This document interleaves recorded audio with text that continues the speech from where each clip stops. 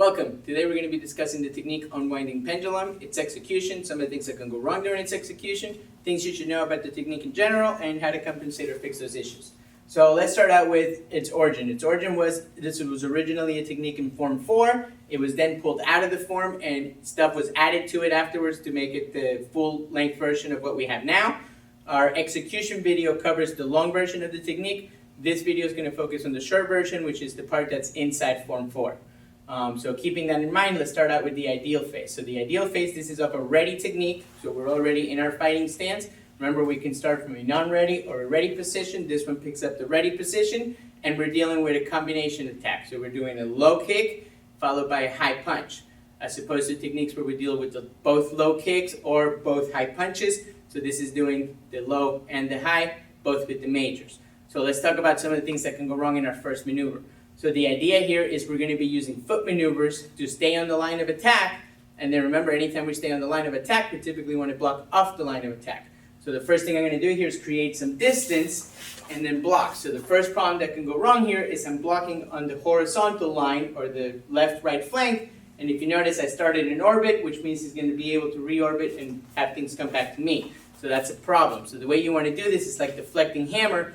We're going to be using a parrying block, which means I'm hitting towards the right rear flank, trying to get a frictional pull out of them and pull them towards me, which is why we're using depth as our primary defense. So as I get to pull him into me.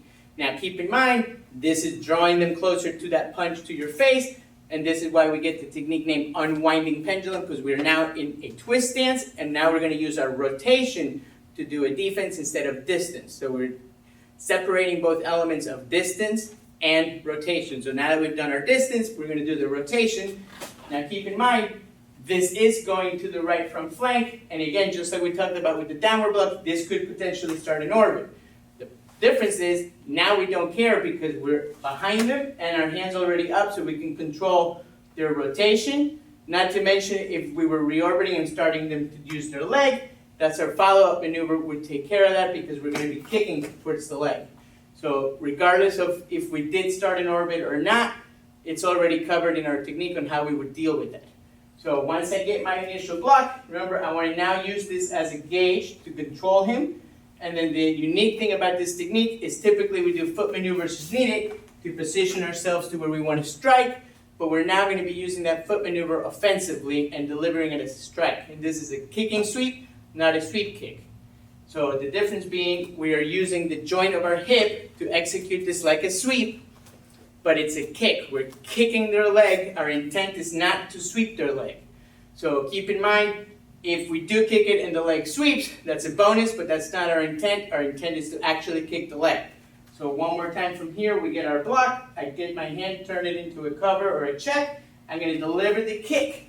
Now, the thing that can go wrong here, or a thing you should consider, is which leg we're kicking. We have a general rule that says we should always cross kick. So if I'm using my right leg, I want to go towards the opposite leg.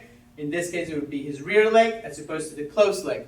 But keep in mind, if our height differences, I might not be able to reach the far leg. So it's fine that I kick the front leg and then gauge. Again, we're using that foot maneuver to gauge so I can position myself where I would want to hit.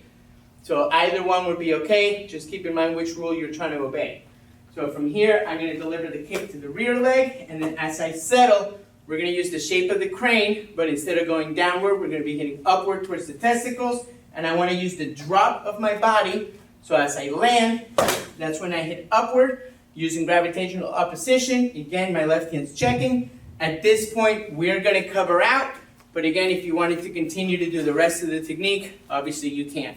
So let's go over this one more time.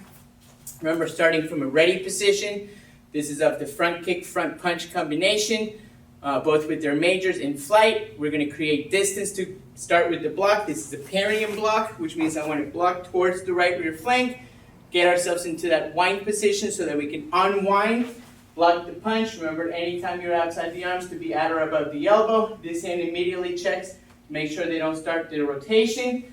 I'm going to kick, plant, hitting with the shape of the crane upward, and then again, we're going to cover out, but you can choose to continue if you want. We're going to do it one more time without the explanation so you can see it executed just a little bit quicker. Up. We hope this video helps you. Thank you very much.